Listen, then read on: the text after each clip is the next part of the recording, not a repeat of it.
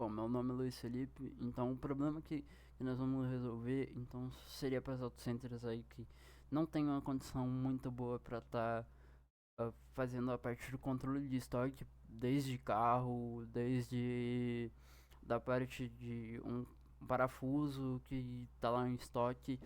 Então a justificativa então que nós escolhemos essa parte técnica foi do framework, então foi o Code Igniter, onde é que ele é mais simples de estar se utilizando do que os outros. Então, por conta disso e por conta do pouco tempo que nós temos para estudar ele em si, entrar de cabeça, porque nós não sabia, entramos não sabendo nada de PHP e saímos desenvolvendo uma aplicação, né? Então, foi basicamente isso que nos motivou a escolher o Code Igniter por ele ser fácil de estar sendo implantado.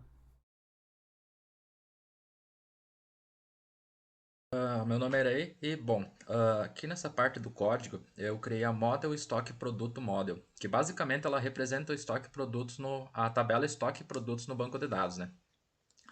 Logo no começo eu falei para o CodeIgniter qual que tabela que essa model ia usar e coloquei ali no stable. E também coloquei qual que é a chave primária, que nesse caso é o campo ID. Depois disso, eu ativei o uso do timestamps com use timestamps com true. Ele vai fazer com que o próprio sistema preencha automaticamente os campos created e update. E toda vez que a gente criar ou editar um registro, ele vai automaticamente preencher esses campos. Logo depois disso, eu usei o allow fields, onde eu digo quais os campos podem ser inseridos ou atualizados.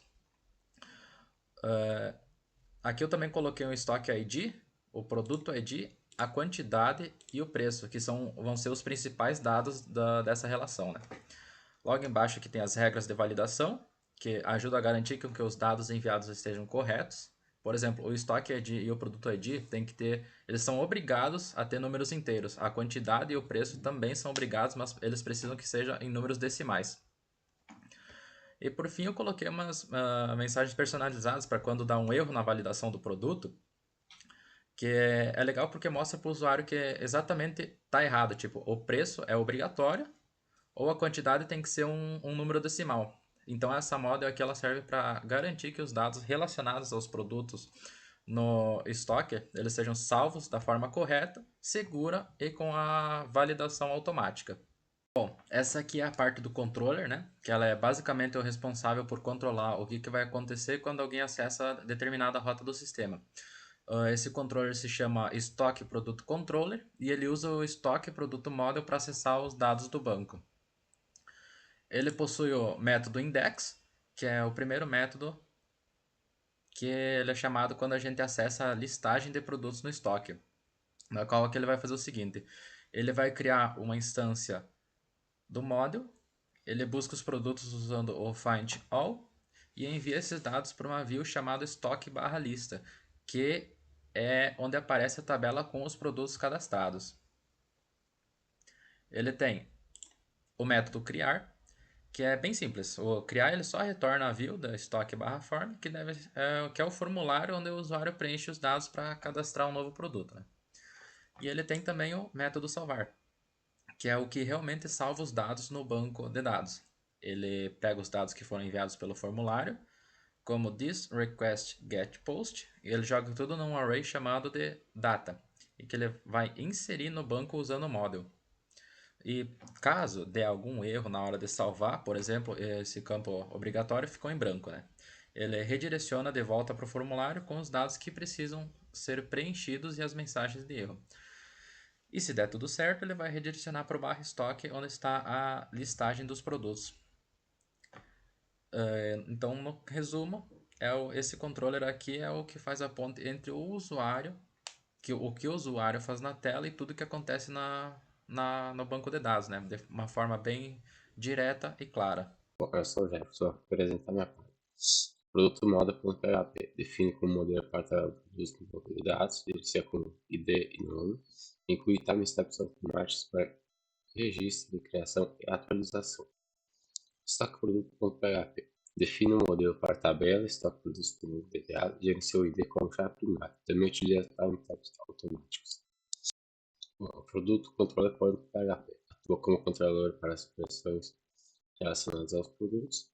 Index lista produtos no formato JSON. Sua ID existe um produto específico por ID, retornando o número 404 sem não encontrado. O create adiciona o produto para 201 em sucesso ou 400 com erro. O update ID atualiza o produto, verifica se o produto está com nota fiscal de saída e se sim, impede a atualização com status 409, atualiza e retorna o produto. LTD remove o produto retornando 200 em sucesso ou 404 se não encontrado. Outros define uma URL para fixar as ferramentas, o get, os put, o putpatch e os delete. Meu nome é Lucas Kessler e eu vou estar falando um pouquinho sobre o nosso trabalho de programação 3. Eu vou começar com a classe Produto Model que a gente fez, tá? Aqui temos 4 principais partes do Produto Model, tá? dessa classe. Temos a tabela, a chave primária, no caso. Temos essas outras partes aqui também, tá? Temos também essa parte aqui, que ela define as regras para validar os dados antes de inserir ou atualizar no banco, tá? No caso vai ter o nome, tá? No caso é obrigatório, né? Ele vai até 255 caracteres no máximo, tá? E temos o estoque D também, que é obrigatório e deve ser inteiro, tá? O ID inteiro. Aí aqui temos uma parte onde ela avisa sobre mensagens de erro para o usuário, né? Caso ele esqueça de colocar alguma coisa, né? E daí ela vai estar gerando essa mensagem de erro, tá? Em algum caso. E aqui temos a parte onde ela conecta no banco, tá? Esse método aqui ele vai verificar se um produto está vinculado a alguma nota fiscal de saída, consultando a tabela intermediária, que seria a tabela de notas fiscais de produtos, tá? Seria essa aqui. Bom, eu vou estar falando mais um pouquinho sobre a parte de usuário, tá? Aqui temos as 3 principais dessa parte do código. No caso vai ser a tabela, que indica que o modelo manipula a tabela, no caso os usuários, né? Temos essa parte aqui também que ativa os campos create e update automaticamente, tá? E temos a parte aqui que lista os campos que podem ser preenchidos via inserção, né, no caso. Isso protege contra a inserção de campos indesejados, que seria o que? O nome, o e-mail, a senha, a permissão, né, enfim. E temos aqui também o método de cadastro de usuário, tá? Que esse método aqui ele vai ser responsável por registrar, né, um novo usuário no sistema. Ele vai realizar a validação e preparações antes de salvar os dados no banco de dados, tá? Aí temos aqui a parte que ela é criptografar a senha do usuário, né, para que ocorra uma certa segurança, né? Porque ela vai garantir que a senha seja armazenada de uma forma segura, utilizando o algoritmo de hash padrão, tá? Aí temos a parte aqui de converter a permissão, no caso do usuário, né? Ele utiliza a classe permissão, obviamente, né? Que é para verificar se o valor da permissão ele é válido, né? E converte o valor para um formato padronizado. E se for inválido, ele vai lançar uma exceção informando o erro, né? No caso, vai aparecer uma mensagem de erro. E aqui seria a parte de inserir no banco de dados, tá? Que é para a validação, os dados eles vão ser inseridos na tabela usuário, né? Automaticamente. E se ocorrer qualquer erro durante o processo, como falha de validação, assim, ele será capturado e uma exceção vai aparecer, no caso, a mensagem de erros, né? Meu nome é Luiz Felipe Cristani, então eu vou falar aqui um pouquinho sobre o JWT, onde é que foi feita a partir do filtro. Então toda requisição que for privada, ela precisa passar por esse filtro. Esse filtro então tem como variável, está colocado em variável de ambiente quando recebe esse env. No caso o JWT vai ser igual ao new JWT service, seria a variável de ambiente, esse JWT secret. Ele vai validar se isso tá ok, e se os dados então vai ser token inválido ou expirado. Caso não venha o token, então vai dizer que o token não é enviado. Vou ter que dar uma pincelada aqui na nota fiscal bem rapidão, que eu tenho mais 1 minuto para falar nisso. Então, minha nota fiscal foi colocado a parte então de cadastrar a nota fiscal, onde tem todas as validações. Então aqui se vier alguma coisa que não está aqui, então vai retornar 422, então e a mensagem do erro do que aconteceu, eu passo para esse request DTO, que os DTOs que são os Data Transfer Objects, que é basicamente um contrato com o meu front-end, se dizendo de modo grosseiro.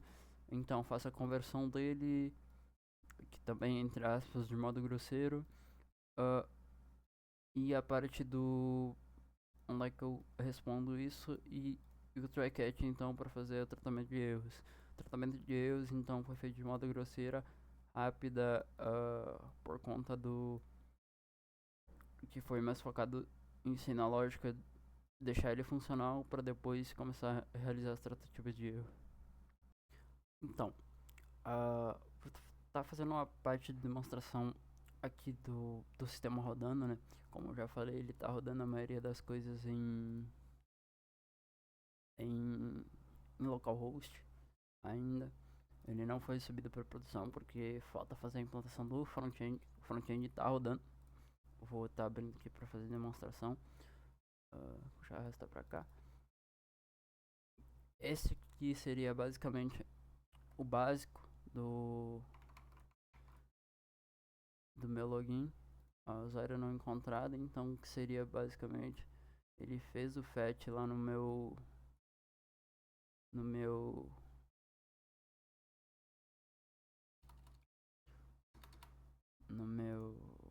back-end. Deixa eu pegar o login aqui que eu não lembro. Então aqui vamos ver se ele vai passar agora. Sem essa aqui. Ok, ele fez o login. Então essa aqui seria a parte inicial. Tá um pouquinho ainda meio feio, mas não tá sendo utilizável, tá? Então aqui na parte de entrar, então seria a parte de todas as notas fiscais. Tem coisas ainda que não tá funcionando, que não foram implantadas, mas a maioria das coisas ainda não foram implantadas do front-end, porque nós focamos mais no back. Mas seria basicamente isso, a entrada, a saída não foi feita ainda, a movimentação, então se o cara quer fazer uma implantação manual, uma saída, uma entrada manual do produto, então ele vai conseguir fazer, né? Para fins de uma nota que portou errado, eu preciso tirar isso do sistema e colocar de novo. Então aqui a parte de cadastro de estoques ainda não foi feita, que é basicamente onde é que não seria exatamente um cadastro de estoque, mas sim onde é que ele poderia cadastrar várias empresas que ele teria no mesmo sistema. Aqui na parte do lado, como essa página web aqui está praticamente como um protótipo ainda, seria onde é que ele teria o avatar dele, onde é que ele veria o perfil, onde é que ele sairia do sistema, e aqui do lado, que não foi feito ainda, que seria basicamente onde é que ele ia selecionar as empresas que ele está cadastrado como colaborador. Então seria basicamente isso. Fiz uma demonstração rápida de partes funcionais aí do sistema. Aqui, esse token inválido aqui, ele tá dando por conta que no meu front-end, ele, se eu não me engano, só deixa eu olhar aqui. Cliente, número da nota, aqui é por causa do cliente. Esse cliente aqui, ele tem uma busca basicamente automática, onde é que ele faz a busca pelo cliente através do banco de dados. Por exemplo, deixa eu ver se eu vou conseguir demonstrar de forma correta, porque eu acho que ele está fazendo o request para erro cliente token, tá, é por causa do JSON, o JSON tá indo errado, de forma errada, mas por exemplo aqui ele não vai puxar porque ele deu erro lá no token, mas aqui seria na que viria todos os clientes. Aí ele selecionaria qual que seria o cliente. Ele tá dando erro na parte do... essa parte aqui. Tá. Mas como tá como protótipo, isso aqui não precisa se aprofundar muito.